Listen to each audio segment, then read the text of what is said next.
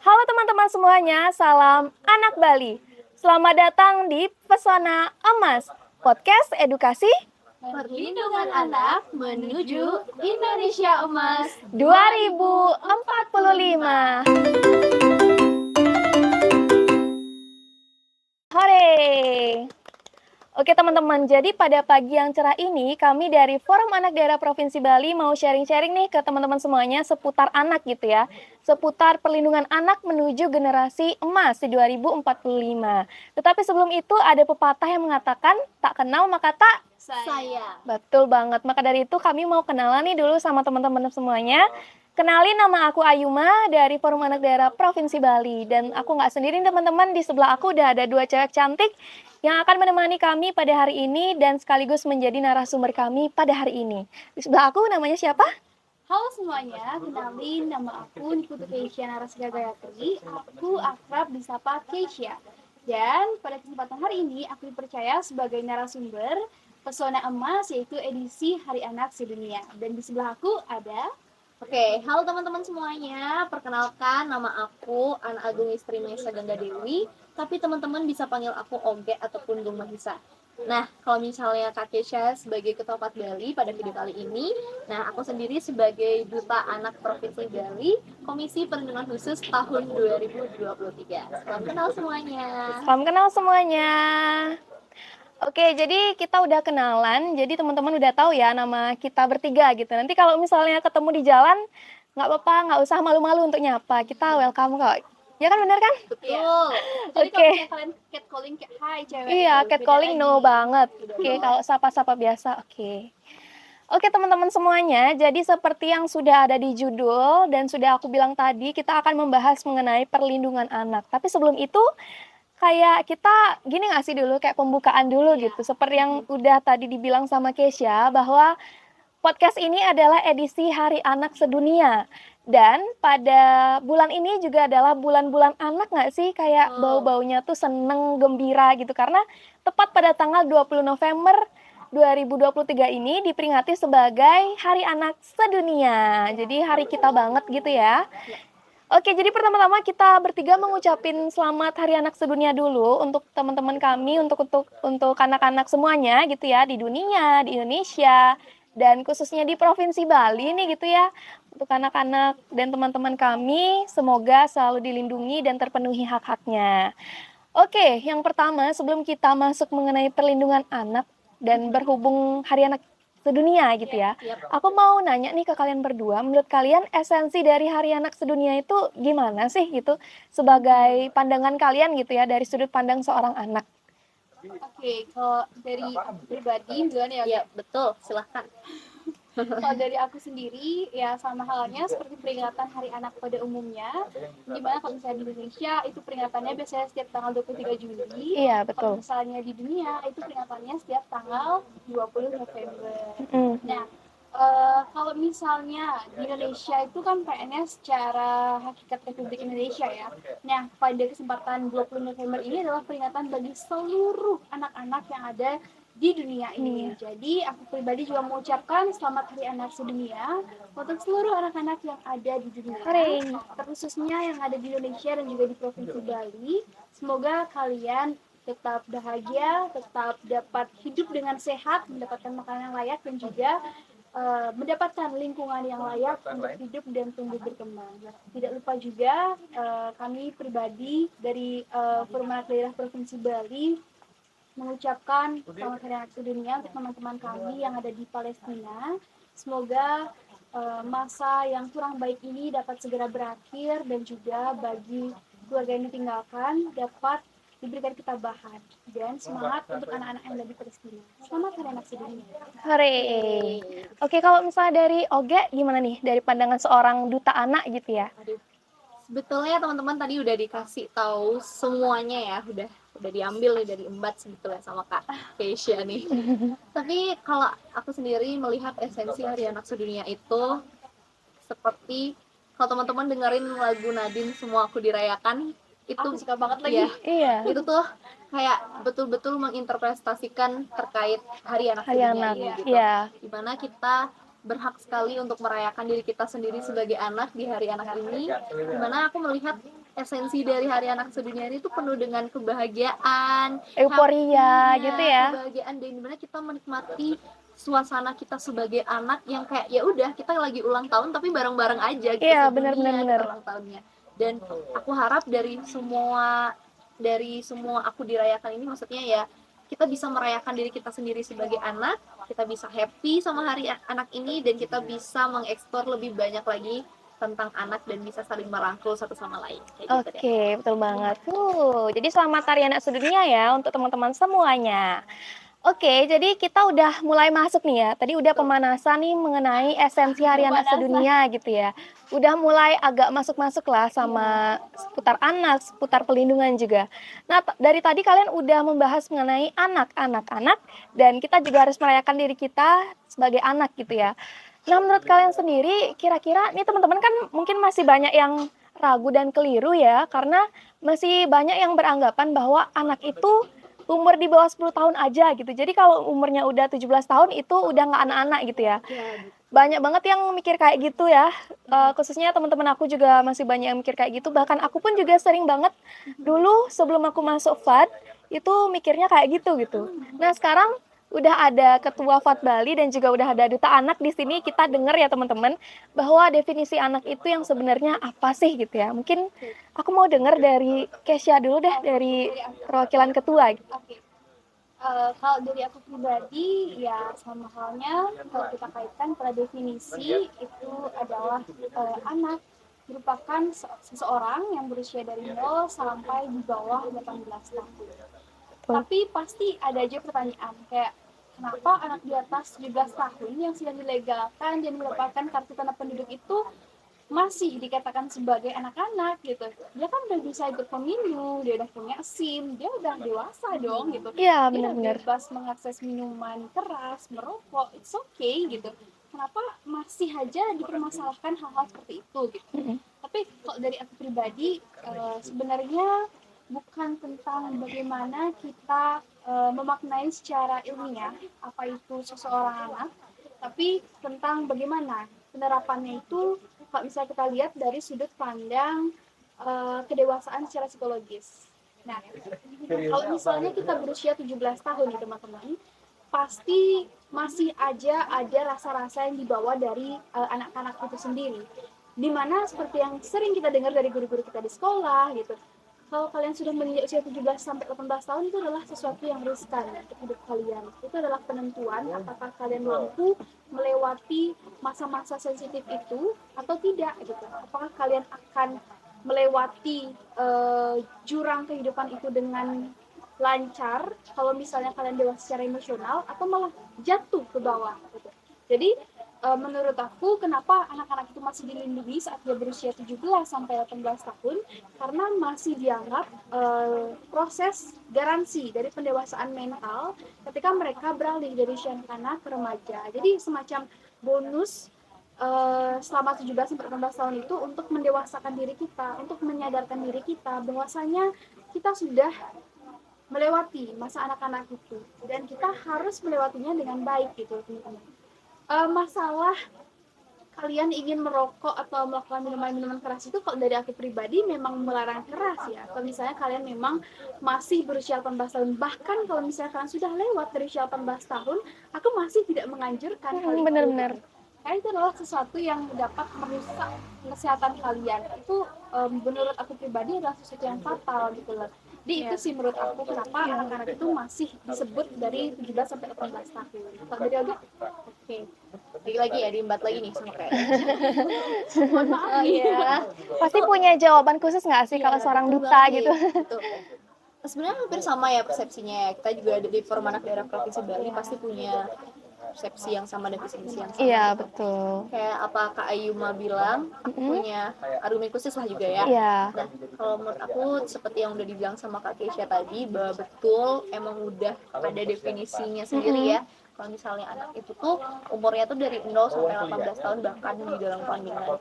Dan itu tuh sudah tercantum di undang-undang teman-teman, itu di Undang-Undang nomor 35 tahun 2014. Jadi itu sudah perubahan undang-undang tahun 2002. Nah, dari situ tuh aku sebetulnya sama sih kasusnya kayak Kak Ayuma, kayak aku tuh ngerasa udah udah gede gitu Iya sekarang kan? tuh udah umur aku udah segini, udah 15 tahun kayak aku udah gede, aku udah apa gitu. Iya.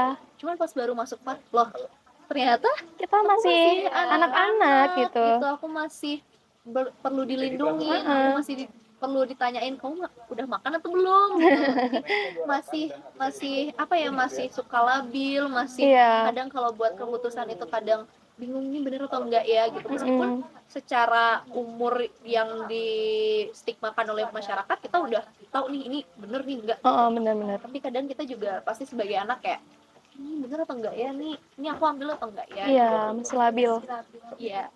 Nah dari situ aku paham kalau sebetulnya oh iya deh, make sense juga ya. Maksudnya dari definisi di undang-undang itu anak itu merupakan manusia yang berumur 0 sampai 18 tahun yang termasuk di dalam kandungan yang pastinya butuh banget perlindungan, butuh banget kasih sayang dan penuh banget rangkulan dari masyarakat, keluarga, teman-teman gitu. Jadi menurut aku tuh sebenarnya dari definisi sebenarnya udah ada ya, mewakilkan dan aku merasakan dan itu make sense gitu dengan apa yang aku rasain gitu.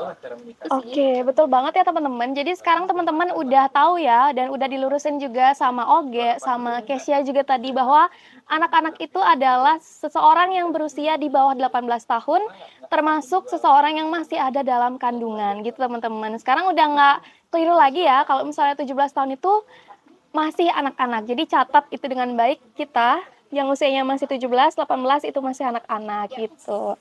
Nah, tadi kan kalian juga ada menyinggung nih sedikit kayak kita sebagai anak masih dilindungi, masih harus ditanyain gitu udah makan apa belum. Itu kan juga termasuk hak yang kita harus dapatkan gitu ya. Kira-kira hak anak itu ada apa aja sih? Karena mungkin banyak nih teman-teman yang menganggap bahwa anak-anak itu kerjaannya ya harus belajar aja gitu, harus bantu orang tua gitu-gitu. Tapi kalau dari sisi apa ya, sisi formalnya, resminya itu hak anak ada apa aja sih gitu? Dari Ibu Duta dulu. Sebetulnya kalau kita dulu SD kan bilang kalau ada ulangan hak anak itu apa gitu, pasti bermain. Belajar, gitu. ya, bermain. Nah, itu termasuk hak kita sebagai anak, tapi masih ada banyak lagi sebetulnya hak-hak yang memang harus kita dapetin gitu, memang harus terpenuhi. Dan kalau secara umumnya nih teman-teman, meskipun banyak, tapi kita di Fatbal itu atau kita sebagai duta tuh kerap banget setiap mengedukasi itu ada 4 hak anak yang emang pokok. Ya, mendasar gitu ya? Ya, mendasar yang emang secara umum. Terus apa sih 4 hak anak itu gitu lah. Dan hak anak itu sendiri si 4 ini adalah yang pertama adalah hak hidup. Kayak kita ya bernapas gitu. Kita berhak untuk bernapas, kita berhak untuk dapetin kehidupan yang layak gitu kan. Terus ada juga yang namanya selain hak hidup itu ada hak tumbuh kembang. Kayak aku tadi bilang tuh udah makan tuh belum, ya kita berhak untuk dapat makanan untuk gitu. kita tumbuh kembang gitu ya. Biar tinggi, biar berat badannya bagus gitu kan, biar ideal segala macam. Jadi kita berhak untuk bertumbuh dan juga berkembang, entah itu dapetin makanan, minuman dan segala macam yang emang berefek pada tumbuh kembang kita gitu. Dan dua lagi nih bisa mungkin kasih tahu oleh Kak Kesia sendiri. Baik, dia berlangsung. Kalau misalnya lagi dua itu ada hak mendapatkan perlindungan dan tadi oke jelasin apa aja? Hak mendapatkan hak hidup, hak Tumbuh kembang, mendapatkan perlindungan dan hak untuk berpartisipasi. betul banget. Jadi kalau misalnya kita mendapatkan perlindungan sesuai dengan KHA itu kita sudah dilindungi berdasarkan hasil dari PBB kemarin, kemudian ada juga UU Perlindungan Anak yang diterapkan di Indonesia, masih ada banyak sekali undang-undang yang melindungi kita dari bentuk kekerasan atau kasus-kasus lainnya. Khususnya di Republik Indonesia itu memang khusus membahas mengenai UU tentang anak-anak. Kemudian yang selanjutnya itu hak berpartisipasi. Jadi kita diberikan hak untuk menyuarakan pendapat kita diberikan hak untuk memberikan aspirasi di tempat umum atau dimanapun kita berhak untuk didengarkan gitu loh. Jadi itu adalah 4 hak dasar yang harus kita dapatkan sebagai anak-anak. Dan sisanya masih ada 10 hak anak lagi. Wah, 10. Yang pasti bakal sering banget ditampilin sama Oge di setiap acara-acara duta anaknya. Apa aja tuh Oge? Boleh dinyanyiin dong? Iya. Boleh banget sih. Oh, ada nyanyiannya ya? Ada dong. Oke, coba nyanyi dulu, Oke. Ini ya, nanti setelah Oge nyanyi, kita nyanyi bareng-bareng. Oke, siap. Jadi teman-teman ini ada 10 hak anak nggak sulit sih untuk dipahamin gitu, nggak sulit juga untuk dihafal karena lagunya asik banget. Oke. Ini maaf ya kalau suaranya agak gini ya. Oke, 10 anak kita udah nyanyiannya teman-teman, jadi gerakannya tuh kayak muter-muter gitu. Oke, langsung praktekin ya. Iya, boleh. Jadi 10 hak anak yang harus didapat: bermain, pendidikan, dan perlindungan, nama kebangsaan, makanan dan kesehatan, rekreasi, kesamaan, peran dalam pembangunan. Hore. Itu adalah 10 hak anak yang harus terpenuhi gitu. Yang kalau dipenuhi, dan selain dari 4 hak anak yang mendasar tadi. Nah tadi ya Oke udah bilang, Oke praktein bareng-bareng ya sekarang. Oke, kita bareng-bareng nyanyi ya. Yang nonton juga harus ikutan nyanyi nih. Pasti yang nonton nih kayak setiap gue ketemu di sini ada terus gitu. Iya. Gak susah kan dipelajarin? Ya, gampang banget. Yuk. Oke, kita nyanyi. 1, 2, 3. 10 hak anak yang harus didapat: bermain, pendidikan, dan perlindungan, nama kebangsaan, makanan, kesehatan, rekreasi, kesamaan, peran dalam pembangunan. Hore, bisa kan? Ya, pasti teman-teman juga udah pada fasih ya karena Iya. kita denger. Asik juga. Iya, benar banget. Dan setiap kami datang ke acara pasti selalu dinyanyiin nih sama duta-duta kami di FAT Bali gitu ya. Betul. Oke, kita udah masuk sedikit gitu ya. Tadi pemanasan, sekarang udah mulai inti gerakan gitu ya kalau misalnya olahraga. Kita udah masuk ke inti pembahasan juga. Tadi hak anak itu kan salah satunya mendapatkan perlindungan gitu ya. Nah, ini merupakan fokus pembahasan kami pada hari ini mengenai perlindungan anak. Nah, menurut kalian kira-kira seberapa besar sih pengaruh dari perlindungan anak itu terhadap tumbuh kembangnya gitu, terhadap cara dia hidup dan bertumbuh kembang gitu? Boleh dijawab dari Kesya atau Oge? Mau dia dulu atau Tisha? Shoot atau gimana ya? Sepuh dulu deh. Iya, ketua dulu. Kalau dari aku pribadi, ya sama halnya mungkin ini opini dari secara keseluruhan. Kalau misalnya kita lihat dari perkembangan Indonesia sejauh ini, memang perlindungan dan hak-hak anak itu sangat perlu kita perhatikan. Karena memang tidak bisa kita pungkiri gitu loh, semua orang sudah tahu kita yang sebagai anak-anak sekarang ini akan menduduki Indonesia ke depannya di 2045 sesuai dengan tema dari podcast kita sebelumnya, yaitu menuju Indonesia Emas 2045. Lantas siapa yang menjadi tokoh dari Indonesia Emas 2045 itu kalau bukan kita-kita yang berada di usia anak-anak sekarang gitu. Karena mereka lah yang akan menjadi tunas dan bertumbuh sebagai pohon di tahun-tahun berikutnya. Dan 2045 itu seperti yang kita ketahui merupakan usia ke-100 tahunnya Indonesia pada saat itu. Nah, Indonesia ini lagi gencar-gencarnya untuk memupuk kemajuan Indonesia menuju Indonesia yang lebih baik lagi ke depannya. Jadi kalau misalnya menurut Kesha pribadi, perlindungan anak itu salah satu bentuk dari kita menyelamatkan sumber daya manusia yang kita miliki di tahun-tahun sekarang ini untuk menjadi SDM yang lebih unggul lagi di 2045 nantinya. Jadi dari sekarang kita sudah mulai harus aware kalau misalnya lingkungan kita tidak bisa aware dengan kita, maka diri kita sendiri harus mulai aware. Kita harus mulai memperbanyak edukasi tentang apa yang harusnya kita dapatkan, apa yang bisa kita lindungi dari diri kita sendiri, atau apa yang dapat orang lain lindungi untuk kita, atau kita lindungi untuk orang lain. Jadi lebih banyak memanfaatkan fasilitas yang kalian dapatkan.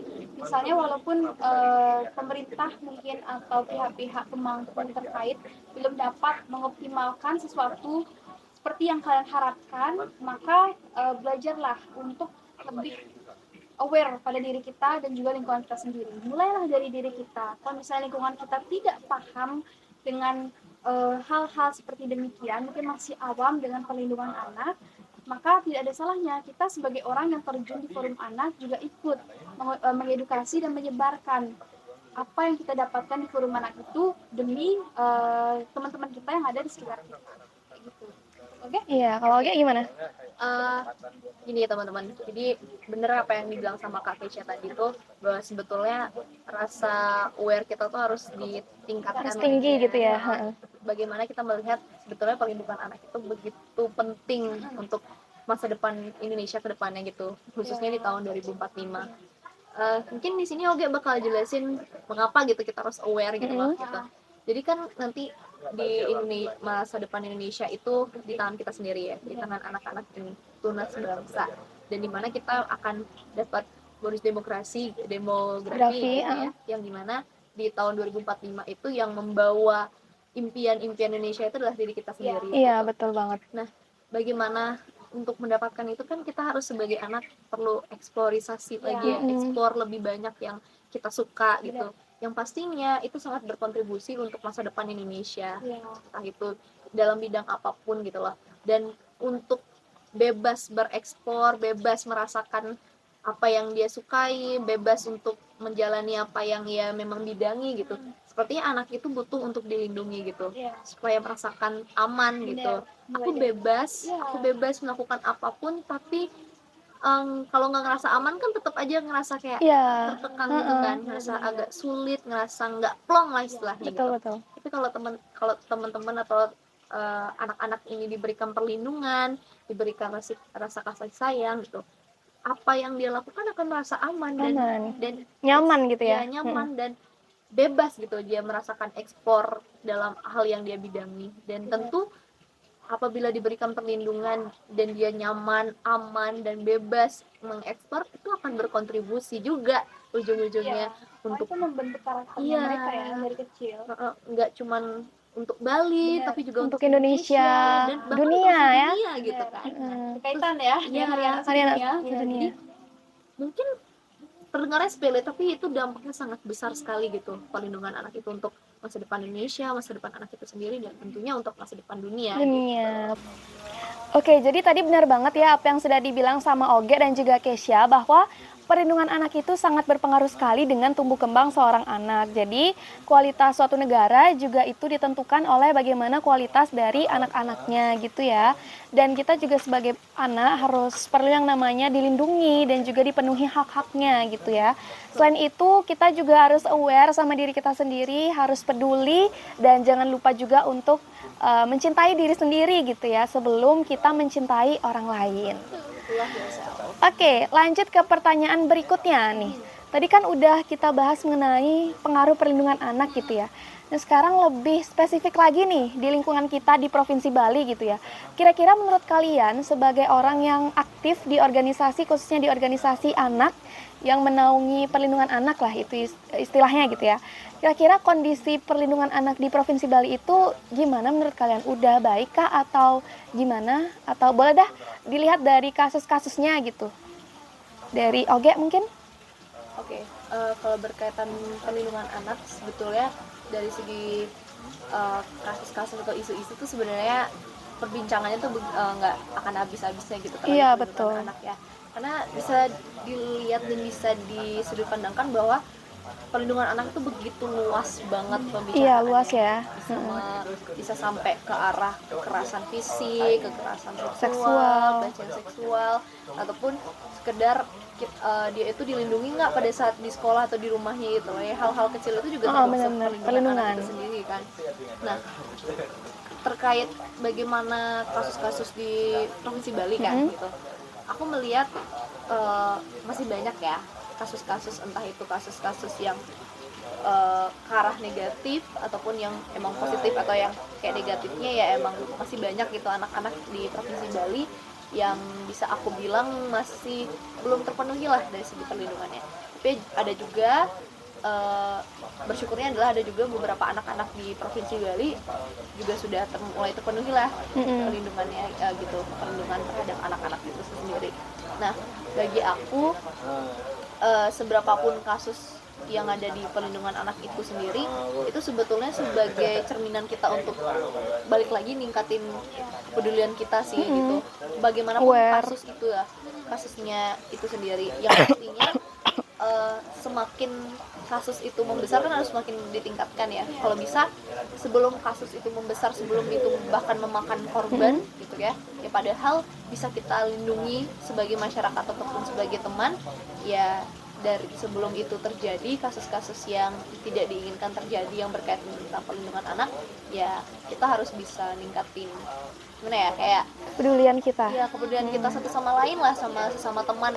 Kalau iya. kita di usia anak kayak gini ya ningkatin kepedulian kita sesama teman aja gitu. Dan kalau sebagai masyarakat ya meningkatkan kepedulian mereka kepada anak-anak itu sendiri agar terhindarlah dari hal-hal yang menyimpang dari perlindungan anak itu sendiri. Kayak gitu sih bagi aku. Kalau Kak Kesha sendiri? Kesha gimana? Oke, berhubung Oge juga bahasnya tentang gimana kita bisa lebih aware akan lingkungan sekitar kita, karena itu merupakan kapasitas kita sebagai anak-anak. Tapi itu bukan berarti limit ya, kita agar bisa lebih menegakkan perlindungan, tidak. Nah, ini sepertinya sedikit berkaitan dengan fungsi dan peran kita juga di forum anak. Berhubung kita membahas tentang perlindungan, supaya ini juga meluruskan pandangan dari teman-teman yang nonton juga yang mungkin ingin tahu tentang apa sih itu forum anak, dan emang forum anak tuh bisa ya nanganin kasus langsung, kayak misalnya tolong dong aku udah gini nih ancaman kekerasan seksual gini bisa nggak bantuin aku gitu.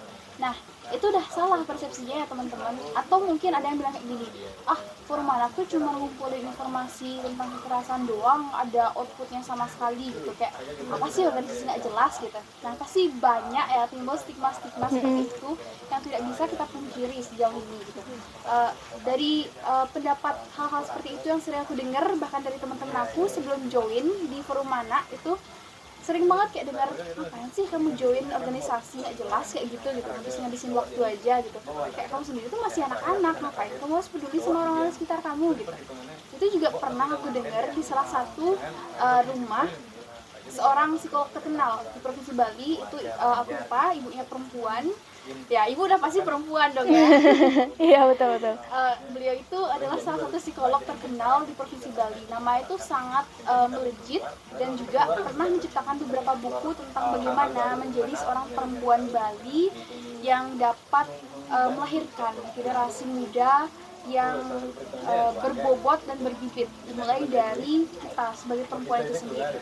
Nah, beliau itu pernah nanya, kayak kalian ini dari mana sebenarnya gitu. Terus saya cerita, kami dari forum anak, bla-bla segala macam, kita jelasin. Terus beliau itu langsung kaget, kayak kalian masih anak-anak gitu. Usia kalian masih anak-anak kan gitu. Kenapa kalian harus repot untuk memikirkan anak-anak lainnya, sementara kebutuhan kalian belum tentu kalian bisa penuhi atau orang tua kalian bisa penuhi gitu. Kalau dari sudut pandang saya pribadi, tugas kalian sekarang itu adalah belajar untuk lebih menggali potensi diri, belajar untuk lebih memaksimalkan kemampuan kalian, belajar untuk menjadi seorang ibu rumah tangga yang baik ke depannya, baca-baca buku tentang bagaimana cara kalian meningkatkan kualitas sumber daya manusia selanjutnya, yaitu anak kalian nanti ke depannya gitu. Bukan seperti ini tugas kalian gitu. Ini harusnya tugas pemerintah, bukan kalian yang bekerja seperti ini gitu. Nah, sebenarnya saya sontak langsung terkaget dan memang tidak bisa menyanggah apa yang dibilang sama ibunya gitu. Nah, di sana saya bukannya langsung menyetujui persepsi dari beliau, tapi mungkin karena memang beliau juga belum terlalu paham tentang apa itu forum anak. Jadi sebenarnya tugas kami di sini adalah bagaimana kami dapat menyalurkan apa yang kami dengar dari lingkungan sekitar kami, lalu kami salurkan, kami jadikan sebuah suara yang nantinya bisa menjadi output bagi teman-teman dan juga bagi pemerintah agar dapat lebih melihat seberapa urgent sih kasus-kasus yang ada di Provinsi Bali gitu, dilihat dari sudut pandang anak-anak. Nah itulah tugas kami sebenarnya. Kayak kami ini bisa dikatakan memiliki fasilitas lebih untuk tergabung di forum anak. Kalian pasti merasakan hal yang sama juga kan? Iya betul, ada privilege gitu ya. Kalian pasti udah lebih tahu duluan tentang apa itu perlindungan, apa aja pasal-pasal yang mengatur, apa yang melindungi kita gitu. Pasti kita yang ada di forum anak ini tahu lebih dulu ketimbang orang-orang yang mungkin masih awam dengan hal itu gitu. Mereka tidak menyadari bahwa mereka memiliki sesuatu yang lebih sebagai anak-anak gitu. Jadi tugas kami sebagai orang yang memiliki tangki pipa yang cukup penuh dan masih memiliki keran untuk kami gali dari sumur adalah menyalurkan air-air sebagai pam air untuk orang-orang di sekitar kami gitu. Ya paling tidaknya menjadi tutur sebaya bagi teman-teman kami tentang bahaya dari hal-hal yang tidak seharusnya mereka lakukan di usia anak. Mungkin seperti kasus kekerasan seksual, kemudian apa yang harus mereka lakukan saat pacaran, apa yang tidak boleh mereka lakukan gitu. Karena banyak orang itu masih tabu untuk memanfaatkan fasilitas gadgetnya, nyari-nyari informasi kayak gitu. Betul. Jadi untuk perlindungan juga salah satunya gitu. Tugas kami itu bukanlah orang yang dapat melindungi mereka, karena kami masih anak-anak dan kami tidak mempunyai ranah untuk melakukan hal itu. Tapi kami membantu mereka agar mereka mengetahui kemana mereka harus mencari perlindungan, di mana mereka harus menemukan tangan. Gitu. Jadi kami memberitahu mereka kalau misalnya kalian kayak gini, kalian bisa menghubungi misalnya UPTD P3A misalnya. Mungkin ada loh bantuan paralegal khusus untuk anak-anak di asosiasi ini gitu. Jadi seperti itu salah satu tugas dan peran dari Forum Anak. Lebih ke bagaimana kita perpanjangan tangan dari pemerintah dan juga orang-orang atau pemangku kebijakan terkait mengayan anak untuk anak-anak itu sendiri. Seperti itu.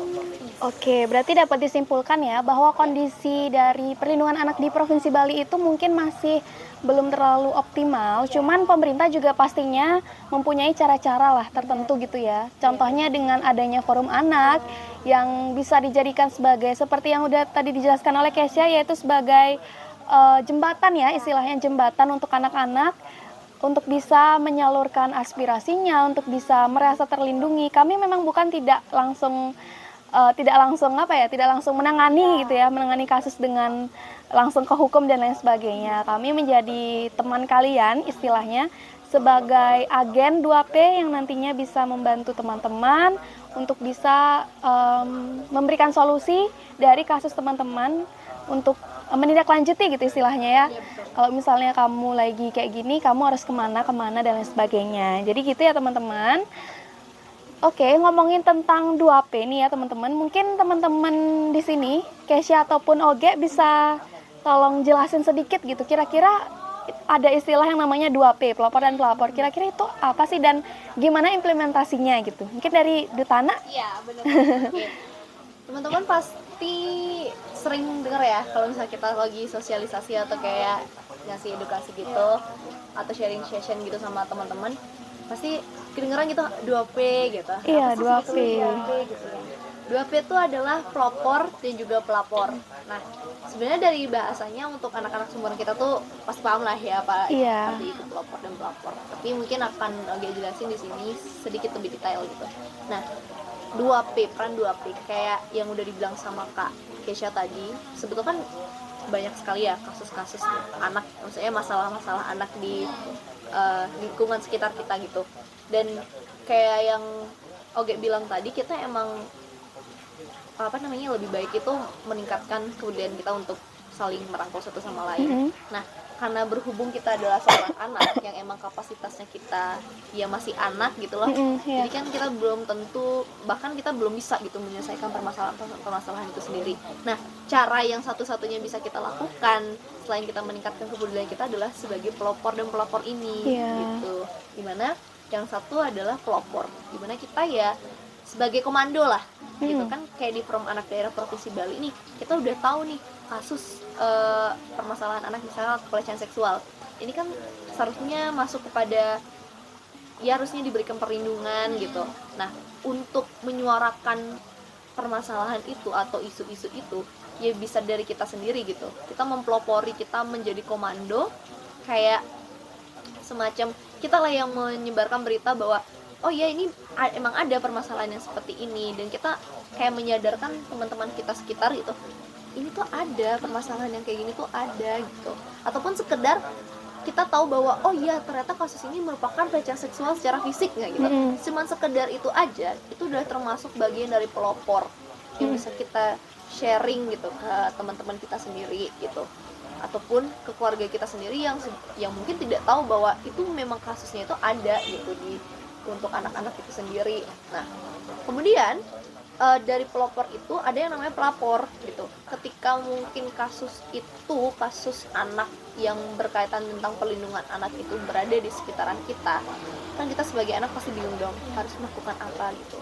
Ya mungkin balik lagi ke pelopor itu kita bisa mengkomando teman kita yang mungkin mendapatkan kasus itu ya dengan cara mendengarkan gitu.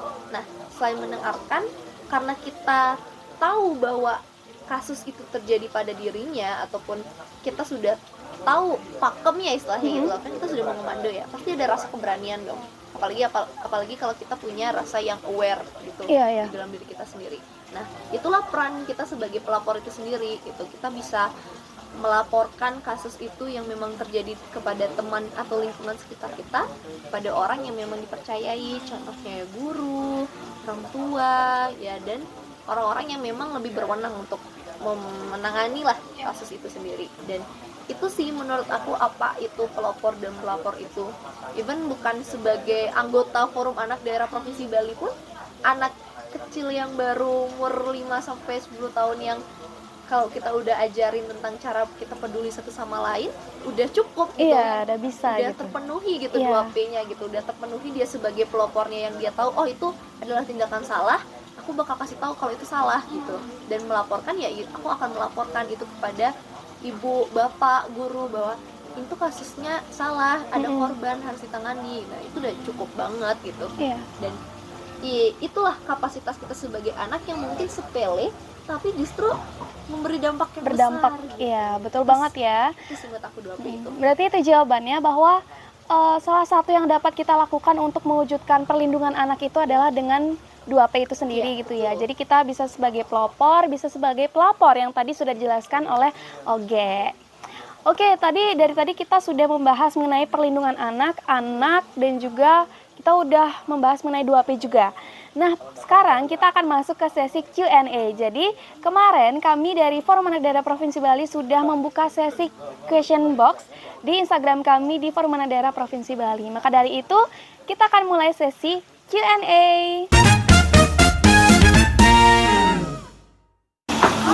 Oke teman-teman, di sini kami sudah menyaring pertanyaannya, yaitu ada 6 pertanyaan totalnya, yaitu ada 3 pertanyaan untuk Oge dan 3 pertanyaan untuk Kesya. Nah, mereka nanti akan menjawab sesuai dengan sudut pandangnya, Oge sebagai duta anak dan juga Kesya sebagai ketua Forum Anak Daerah Provinsi Bali. Oke, udah siap nih kalian jawab pertanyaannya? Siap. Oke, pertanyaan pertama untuk Oge dulu nih. Oke. Halo Kak, menurut Kakak bagaimana sih pendidikan seksual dapat menjadi bagian dari upaya perlindungan anak? Oke. Waduh, ini keren banget yang nanya nih, bagus banget ya. Kritis nih ya? Iya, kritis. Suka nih. Gini, jadi kalau yang Oge bilang tadi bahwa sebetulnya perlindungan anak, balik lagi kasusnya kan meluas ya. Salah satunya adalah pelecehan seksual itu sendiri. Kenapa sih pendidikan seksual itu bisa berupaya ya? Berupaya dalam perlindungan anak. Jadi teman-teman, kita kerucutkan lagi ya, ini kan sudah pendidikan seksual pasti mengarah kepada kekerasan seksual atau pelecehan seksual gitu. Nah, kekerasan seksual ataupun pelecehan seksual itu sendiri kan sudah banyak yang terjadi di lingkungan sekitar kita. Nah, tentu hal itu menyimpang dari perlindungan anak itu sendiri gitu. Nah, kalau misalnya ada pendidikan seksual ini di lingkungan sekitar kita, kita semakin paham gitu. Sudah tidak anggap tabu lagi kekerasan seksual ataupun hal-hal yang berbau seksual itu sendiri yang memang kadang kita dapatkan seperti kekerasan dan juga pelecehan itu sendiri. Jadi kalau misalnya ada pendidikan seksual, kita sebagai anak setidaknya tahu basic lah, dasar bahwa sebetulnya tubuh kita ini adalah hal yang paling sangat kita hargai gitu, hal yang sangat berharga. Jadi dengan ada pendidikan seksual, kita paham untuk membatasi diri kita, melindungi diri kita, atau bahkan melindungi orang lain itu sendiri gitu, melindungi teman-teman kita, melindungi diri kita agar terhindar dari pelecehan seksual, kekerasan seksual. Nah, maka dari itu sangat penting bagi aku, terutama kan aku di perlindungan khusus ya, kayak sangat penting pendidikan seksual ini ada di lingkungan sekitar kita, entah di keluarga, entah di pertemanan, entah itu di lingkungan masyarakat, lingkungan sekolah, karena itu tuh emang berpengaruh gitu terhadap perlindungan anak, agar tidak terjadinya kasus-kasus pelecehan seksual atau kekerasan seksual itu terjadi pada anak dan semakin banyak gitu. Jadi itu sih bagi aku penting banget pendidikan seksual itu semakin digencarkan agar sang anak itu paham atas batasan-batasan dirinya sebagai anak yang harus lebih gimana ya, aware sama tubuhnya dia sendiri, dan pastinya bisa melindungi diri dia sendiri atas maksudnya kayak kasus-kasus pelecehan seksual itu sendiri. Jadi agar tidak terhindar hal-hal yang tidak kita inginkan untuk terjadi gitu. Iya. Oke, jadi penting banget ya teman-teman buat yang bertanya ini, bagus banget pertanyaannya. Jadi intinya kita itu harus tahu yang namanya dengan sex education, karena dengan itu kita bisa melindungi diri kita bisa membatasi diri kita untuk hal-hal yang berbau seksual dan pelecehan seksual gitu ya. Oke, lanjut ke pertanyaan kedua. Ini untuk Kesya sih. Ini salah satu fans dari Fat Bali sih kayaknya. Oke. Ini pertanyaannya itu adalah sebentar. Oke, ini. Halo Kak, dilihat-lihat kok seru banget ya Fat Bali itu. Tutor cara joinnya dong Kak. Waduh, cara join Fat Bali ya. Aduh, gimana nih? Sebenarnya kalau misalnya ya kalian berdua pun tahu kalau Fat Bali itu tidak pernah mengadakan yang namanya oprek atau open recruitment. Jadi kita pribadi memang benar-benar mengangkat anggota khusus. Aku mengatakan anggota khusus kenapa? Karena memang seluruh anak-anak di Provinsi Bali itu merupakan anggota dari Forum Anak Daerah Provinsi Bali. Cuman bedanya ketika ada anggota khusus dan juga pengurus, itu adalah orang-orang yang memang lebih sering terlibat di dalam kegiatan-kegiatan Forum Anak Daerah Provinsi Bali, dan dia memiliki hak khusus di dalam anggaran dasar dan anggaran rumah tangga. Itu memiliki ID card, contohnya memiliki baju identitas seperti yang digunakan oleh Hima, dan memiliki akses kartu anggota khusus. Pokoknya dia mempunyai baju pakaian dinas harian gitu untuk hadir ke kegiatan atau mengikuti kegiatan-kegiatan yang diselenggarakan oleh forum lain dan juga dinas-dinas gitu contohnya. Nah, kalau misalnya kita mau join ke Forum Anak Daerah Provinsi Bali itu kan ada tingkatannya ya, dari bawah. Jadi kalau misalnya emang kalian pengen buat spesifik gitu, misalnya nyari duta, kalian boleh tuh join dari bawah, dari kabupaten, kemudian mengikuti mimbar, baru dari bisa jadi bagian dari Forum Anak Daerah Provinsi Bali yang memang sering terjun dan terlibat ke kegiatan-kegiatannya. Terus kalau misalnya kalian memang mau join sebagai anggota aja bisa, jadi kalian bisa mulai dari bawah, yaitu mengikuti volunteer di Forum Anak Daerah di kecamatan, kemudian di kabupaten. Kan dari kabupaten itu nama kalian sudah dikenal ya jadinya. Nah dari sana kita biasanya mengangkat volunteer setiap MAB atau kegiatan fantasi, yaitu Hari Anak Nasional. Nah dari sana kalian bisa ikut, dan batas kalian menjadi anggota tetap Fat Bali itu adalah mengikuti minimal 2 kegiatan yang diselenggarakan oleh Forum Anak Daerah Provinsi Bali sebagai volunteernya, kayak gitu. Oke, sudah terjawab ya teman-teman bahwa masuk Fat Bali itu ada banyak cara gitu sebenarnya, yaitu melalui volunteer bisa, melalui jalur Rutana juga bisa gitu. Oke, kita lanjut ke pertanyaan selanjutnya, yaitu pertanyaan kedua untuk Oge. Oke, ini ada yang nanya nih, Kak, aku punya temen yang suka bercandain aku, tapi aku nggak nyaman sama bercandaannya dia. Kira-kira gimana ya Kak solusinya? Nah, itu gimana tuh? Dia punya temen. Pernah ngerasain nggak sih? Iya, sering banget ya. Kadang kita nggak nerima bercandaannya dia gitu ya, padahal niatnya cuma bercanda gitu. Gimana tuh? Oke. Ini aku kurang tahu ya, entah itu bercandaannya dia hanya untuk kayak ya udah tersinggung biasa aja, bercanda ya udah aku merasa tersinggung secara emosional, atau ya emang bercandaannya tuh sudah sampai ke fisik, sampai menyinggung fisik, sampai ya ada kekerasan di dalamnya. Tapi aku harap ini bercandaannya masih bercandaan yang menyinggung emosional kita aja gitu, menyinggung emosional, dan masih bercandaan yang aduh aku gak suka nih diginiin gitu. Aku harap seperti itu ya teman-teman ya. Jadi aku kerucutkan aja. Jadi kalau teman-teman sedang di posisi seperti itu, kita lagi bercanda, terus temen kita ada yang bercandain, terus kita nggak suka aja gitu kan, tiap orang beda-beda ya. Iya benar. Aku tidak bisa memberikan saran atau seperti apa, tapi bagi aku ketika kita berada di posisi seperti itu, sepertinya kita tuh punya hak gitu untuk Speak up. Ya speak up untuk berbicara gitu. Kalau misalnya aku tuh nggak nyaman diginiin gitu.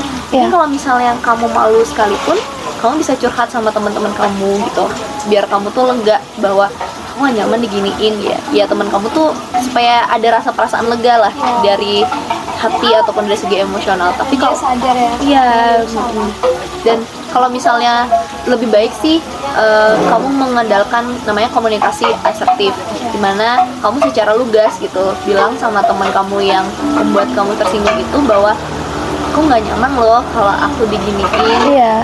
Bisa nggak nanti di lain waktu ketika kita bercanda jangan mengaitkan hal ini ya, jangan bilang hal ini ya gitu, aku Iya. kurang nyaman gitu. It's okay aja ngomong kayak gitu sama teman kamu. Dan kalau misalnya emang itu mengarahkan ke hal yang sangat besar dan justru bukannya membaik, kamu bisa kok melaporkan kepada guru ataupun melaporkan kepada orang-orang yang sekiranya bisa menyelesaikan permasalahan ini. Kan kita juga 2P ya, kita berhak untuk Iya. melaporkan permasalahan kita sendiri gitu. Iya. Jadi kalau misalnya emang bercandaannya masih di tahap tersinggung karena emosional, apabila kamu berani, apabila kamu sadar, apabila kamu bisa nih ngomong, ya gunakan komunikasi asertif gitu. Benar-benar. Secara lugas bilang kalau aku nggak nyaman gitu. Nah tapi kalau misalnya sudah berhubungan dengan kekerasan fisik sudah, Tapi kalau cowok beda lagi ya, kayak biasanya jarang gitu loh ada cowok yang kayak mau bilang kayak aku nggak nyaman diginiin gitu. Pasti Iya, ada iya, rasa iya. gengsinya Iya, ya. pasti. Terus kalau misalnya cowok gimana tuh menurut kalian? oke.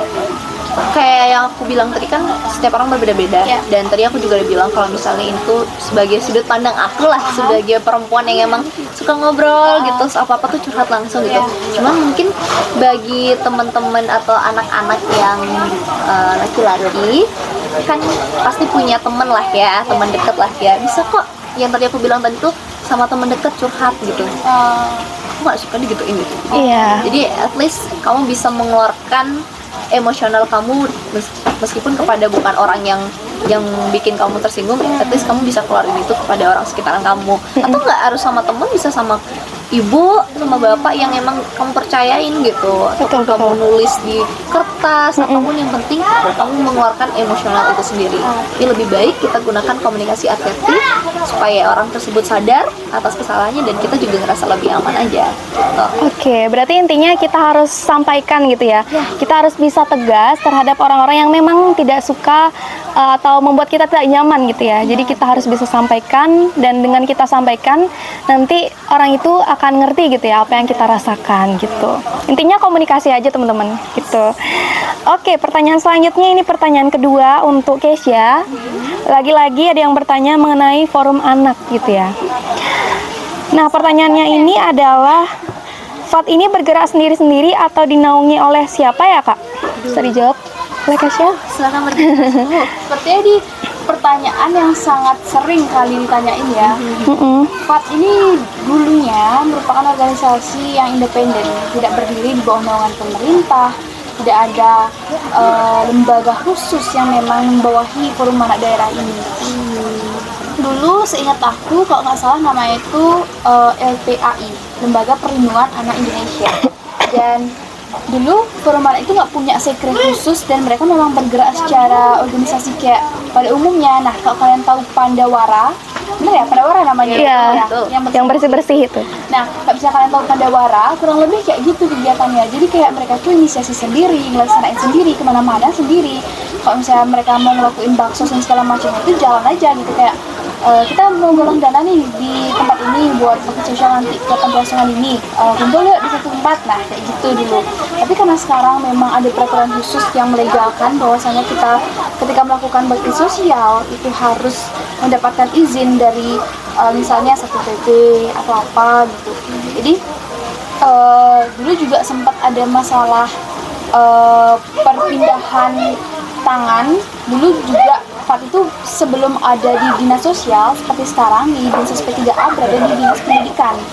Kemudian baru dialihkan ke dinas P3A, dan sampai sekarang Forum Anak Daerah itu berada di bawah naungan Dinas Pemberdayaan Perempuan dan Perlindungan Anak, dan pastinya pusatnya adalah di Kementerian P3A.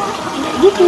Oke, sudah terjawab ya bahwa FAT itu dinaungi oleh pemerintah, khususnya di Kementerian P3A gitu teman-teman ya. Oke, selanjutnya nih pertanyaan terakhir untuk Oge.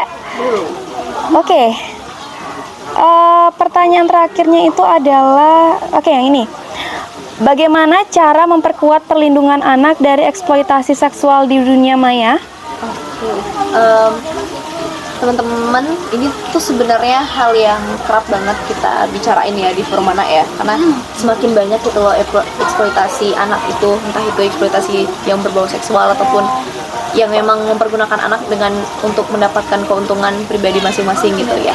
Dan itu sudah menyebar di dunia maya gitu, di mana aku bukan bilang di dunia maya sih, media sosial gitu ya. Yang emang sering kita pakai gitu, sering kita gunakan untuk berkomunikasi, untuk melakukan berkegiatan gitu. Nah, kalau dari aku sendiri nih, kalau aku melihat nih, aku sebagai duta anak ataupun sebagai forum anak, hal yang bisa kita lakukan adalah kita bersosialisasi gitu, bersosialisasi, terjun ke lapangan bahwa untuk memberitahu bahwa eksploitasi itu ada loh, gitu. Eksploitasi anak itu ada nah, sosialisasi itu kan untuk menyebarkan informasi agar teman-teman lingkungan sekitar kita mengetahui bahwa memang ada eksploitasi anak yang memang harus diperhatikan sekali, yang harus benar-benar dipahami sekali agar terhindar gitu. Nah, kan kita juga tidak bisa ya, kapasitas kita masih anak, kita masih sekolah, kita tidak akan selalu bisa bersosialisasi terjun ke lapangan, bahkan itu pun kita hanya bisa memberikan informasi kepada teman-teman kita aja, belum ke masyarakat dan segala macam. Nah, satu-satunya yang bisa kita lakukan adalah ya edukasi itu gitu, edukasi ketersebaya ataupun edukasi lewat platform online gitu. Namanya juga eksploitasi yang ada di dunia maya, kita juga bisa bergerak di dunia maya itu sendiri gitu. Jadi kayak kita menginfluence dan memberikan edukasi gitu. Kalau kita sosialisasi kan terjun ke lapangan. Kalau edukasi ini ya udah kita buat konten tentang webinar gitu juga ya. Iya, webinar, Zoom ataupun tentang sebuah video yang berkaitan tentang eksploitasi anak gitu. Nah, dari situ nggak cuma teman-teman yang di lingkungan sekitar aja, cuman di seluruh Bali pun bisa menonton kan kalau misalnya kita sebarkan di sosial media. Bahkan satu dunia tuh bisa mengakses Instagram. Iya, betul. Jadi informasinya tuh lebih mudah diakses gitu. Iya, lebih luas gitu ya jangkauannya. Oke, jadi kalau dari Forum Anak Daerah Provinsi Bali pun sudah sudah dari tahun-tahun kemarin itu sudah melakukan edukasi ke platform online itu sendiri gitu. Dan pastinya di kedepannya kita akan lebih banyak mengedukasi sih kayak entah itu sosialisasi ataupun edukasi secara online ke platform-platform semacam Instagram, semacam YouTube. Ini kayak kita gini nih sekarang nih buat podcast ini juga termasuk edukasi terkait perlindungan anak itu sendiri gitu. Oke, berarti untuk yang dunia maya, berarti itu sudah terjawab ya teman-teman, bahwa kita bisa lakukan dengan cara edukasi seperti webinar, seperti post konten-konten yang positif gitu di Instagram @fatbali gitu yang sudah kami lakukan. Oke, selanjutnya adalah pertanyaan yang terakhir banget nih, khususnya untuk Kesha sebagai Ketua Forum Anak Daerah Provinsi Bali. Ada yang bertanya nih Kak Kesha, ada yang kepo nih terkait dengan kegiatan FAT Bali. Halo Kak, emang FAT Bali ini ngapain aja sih Kak kegiatannya gitu? Sebenarnya ini udah hampir aku jelasin di session sebelum question box ya, kayak tentang fungsi dan juga peran dari Forum Anak Daerah Provinsi Bali itu sendiri. Nah, sebenarnya di FAT Bali itu sendiri itu punya semacam GBHO atau Garis Besar Haluan Organisasi, di mana di dalam FAT Bali itu kan terdapat beberapa struktur kepengurusan. Nah, di dalam struktur kepengurusannya itu sudah terbagi menjadi beberapa program kerja pokok yang harus dijalankan oleh pengurus-pengurus itu sendiri di masing-masing bidang. Jadi terdapat 5 bidang yang ada di FAT Bali. Untuk lebih jelasnya nanti akan lebih di-spill di Instagram atau lebih di-publish. Ada keterangannya, misalnya bidang ini tuh bidang yang menaungi tentang apa gitu. Nah, di FAT Bali itu sebenarnya banyak sekali kegiatan-kegiatan yang dapat diinisiasikan pokok dan kegiatan yang sifatnya itu berkolaborasi. gitu. Jadi kalau duta itu sendiri biasanya kan kita menamai duta itu sebagai wajah dari forum anak daerah Provinsi Bali yang akan lebih sering untuk hadir atau melakukan suatu aksi-aksi kegiatan di publik gitu. Jadi kalau duta itu sendiri dia punya semacam Memorandum of Understanding atau MOU. Itu dia mengikat suatu perjanjian yang menyatakan bahwasanya duta itu harus melakukan beberapa kegiatan inisiasi dan beberapa kegiatan kolaborasi gitu. Jadi itu adalah salah satu bentuk dari kegiatan inisiasi dan juga kolaborasi yang ada di FAT Bali. Jadi duta itu mengadakan kegiatan atas nama Forum Adat Daerah Provinsi Bali dan inisiasi kegiatan dari duta itu sendiri. Jadi misalnya komisi perlindungan khusus seperti OGE. Jadi OGE boleh membuat suatu kegiatan inisiasi. Misalnya contohnya adalah aksi gitu, ajak anak untuk berkreasi gitu misalnya. Terus kegiatan itu diadakan di alun-alun Gianyar gitu misalnya namanya. Jadi itu adalah salah satu bentuk dari kegiatan inisiasi Forum Anak Daerah Provinsi Bali oleh Duta Anak Bali.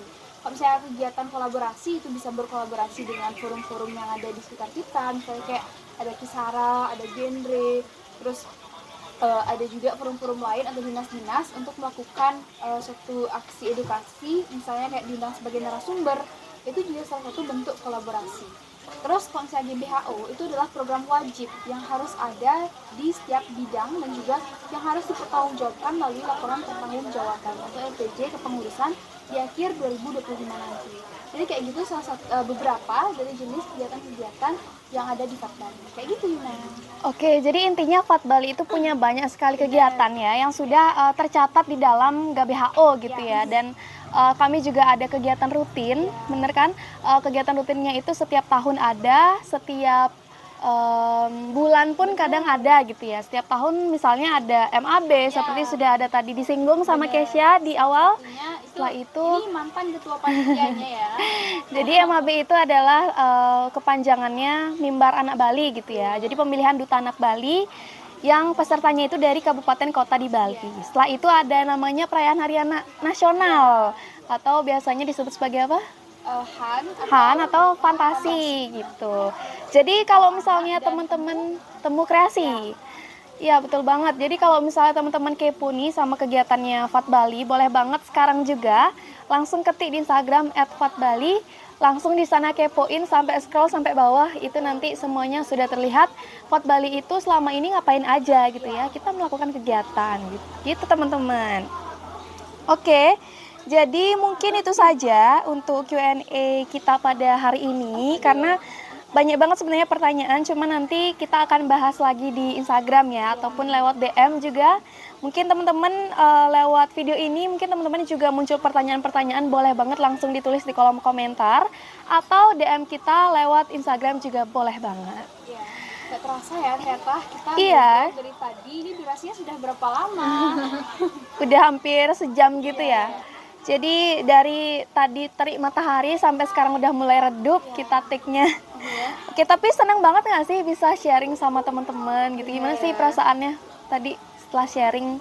Awalnya tuh aku mikir kayak apa bakal nyambung ya sama vibe yang diharapkan oleh teman-teman, tapi aku harap nyambung ya. Soalnya kayak ini juga salah satu pengalaman terbaru aku untuk ikut podcast yang benar-benar langsung di-take, di kolaborasiin sama teman-teman yang biasanya aku ajak ngobrol gitu loh. Kalau podcast kan biasanya kita diundang sebagai narasumber di sini, misalnya kayak di RI gitu atau di mana. Jadi kayak teman-teman yang biasa kita ajak ngobrol tiba-tiba jadi satu podcast tuh kayak agak aduh, apa bakal cringe ya bercandaannya gitu. Kayak gitu sih. Iya, kalau Oge sendiri gimana perasaannya setelah sharing banyak banget dari perspektif duta anak gitu ya?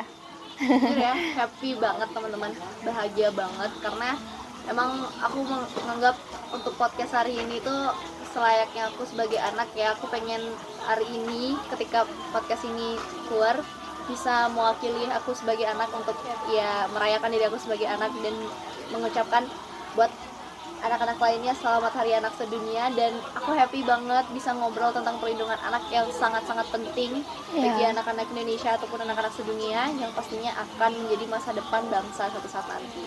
Oke, betul banget. Apa yang kita sampaikan tadi dapat diterima bermanfaat. Dan teman-teman juga boleh banget kalau misalnya ada pandangan yang lain mengenai perlindungan anak atau mau nambahin nih apa yang sudah kita bahas tadi, boleh banget tulis di kolom komentar atau DM kami juga boleh banget. Kami sangat terbuka untuk menerima aspirasi dari semua anak-anak di Provinsi Bali, khususnya followers dari FAT Bali itu sendiri. Atau boleh langsung berkunjung ke Instagram moderatornya. Iya, boleh banget langsung cek Instagram aku atau Instagram Keisha, Oke. Nanti kita cantumkan di caption boleh ya. Oke. Teman-teman, kita tidak terasa sudah banyak sekali pembahasan kita dari tadi dan tibalah kami sudah di ujung podcast. Jadi mungkin itu saja yang bisa kami sampaikan. Dan sekali lagi itu perspektif kami sebagai seorang anak dan kapasitas kami sebagai seorang anak gitu ya. Semoga bermanfaat dan bisa berfungsi gitu ya untuk kalian ke depannya dan bisa menambah pengetahuan kalian khususnya mengenai anak-anak. Oke. Sampaikan tadi yang adalah opini belaka. Iya, betul. Ada yang tidak nyaman atau kurang setuju, dapat langsung mengirimkan kritik atau saran bagi kami melalui Instagram @fatbali atau bisa juga melalui email fatbali@gmail.com. Iya, betul banget. Oke, selain itu aku juga mau ngucapin terima kasih kepada narasumber, kepada Oge sama Keisha udah bersedia diwawancarai hari ini, diajak sharing bareng juga dari perspektif seorang duta dan juga seorang ketua FAT Bali. Oke teman-teman, itu saja dari kami semua. Tapi sebelum penutup nih, agak kurang afdol gitu ya kalau misalnya nggak ada yang namanya closing statement. Jadi aku pengen denger nih dari kalian berdua gitu, ada nggak sih closing statement dari kalian atau harapan nih buat anak-anak kedepannya yang akan menjadi generasi emas Indonesia tahun 2045? Dari Oge dulu. Oke. Aku yang mau banyak-banyak ya. Aku pengen harapan dulu ya kasih ya. Aku berharap nanti anak-anak di seluruh dunia yang akan menjadi masa depan nanti bisa mengeksplor lebih banyak yang dia pengen dan tetap merasakan aman tanpa merasakan bersalah. Memang pure, memang hatinya lega, memang keinginannya dia dan memang merayakan apa yang ia inginkan dan merayakan di masa depan nanti juga. Iya. Yang pastinya akan berkontribusi baik di masa depan, baik itu bangsa ataupun seluruh dunia. Oke, terima kasih Oge. Selanjutnya dari Bu Ketua. Kalau dari aku seperti biasa, seperti yang aku bilang sama teman-temanku juga, ya ambillah semua kesempatan yang kalian miliki, tapi jangan lupa memperhatikan kapasitas diri kalian, mencoba semua hal baru karena masa muda tidak ada yang namanya jilid kedua. Iya, Masa muda betul. itu hanya jilid pertama yang akan bisa kalian ulangi. Jadi tahan-tahan dulu keinginan untuk masuk ke jenjang pernikahan karena memikirkan bahwa itu akan menyelamatkan kehidupan kalian dari masalah remaja pada umumnya. Tidak, itu tidak benar ya guys. Jadi nggak ada masa yang lebih indah daripada masa remaja. Tapi itu mungkin kembali lagi sama pendapat kalian masing-masing ya. Setiap orang memiliki pendapatnya, tapi bagi aku itu adalah sesuatu yang paling aku impi-impikan dari dulu, itu kebebasan masa remaja, tapi masih memperhatikan kegiatan yang positif. Love yourself first, love your young age, and be a great teenager. So, ikan hiu makan tomat, sekian. Terima kasih. Hore. Oke teman-teman, jadi itu saja dari kami bertiga. Dan sebelum menutup podcast kami pada hari ini, kami mau jargon ya dulu, yaitu jargon FAT Bali. Jadi aku nanti jadi komandonya ya. Nanti kalau misalnya aku bilang Forum Anak Daerah Provinsi Bali, nanti teman-teman jawabnya bersuara, bersaudara. Oke, teman-teman yang nonton juga harus ikut ya. Oke, kita mulai ya. 1, 2, 3. Forum Anak Daerah Provinsi Bali bersuara, bersaudara. Sampai jumpa, dadah.